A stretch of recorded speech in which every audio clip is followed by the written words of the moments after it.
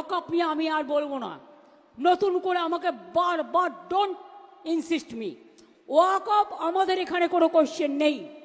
যদি ওয়াকআপ নিয়ে আন্দোলন করতে হয় দিল্লিতে যান, এখানে নয়। বাংলায় আপনাদের কোনো প্রবলেম নেই, বাংলায় আমি আছি, মনে রাখবেন। আমি হিন্দুর প্রপার্টিতেও নয়, মুসলিম প্রপার্টিতেও নয়, শিখ প্রপার্টিতেও নয়, খ্রিস্টান প্রপার্টিতেও নয়। আমি কখনো কারোর জমি অধিকার করি না।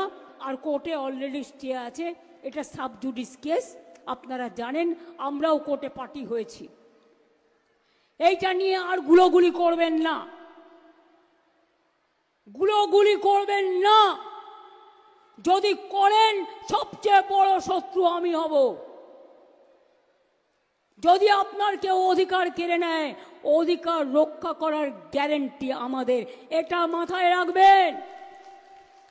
এনআরসি করে কেড়ে নেওয়া হচ্ছিল না, এনপিআর করে কেড়ে নেওয়া হচ্ছিল না, তো আমরা তো রাস্তায় নেমেছিলাম, আন্দোলন করেছিলাম।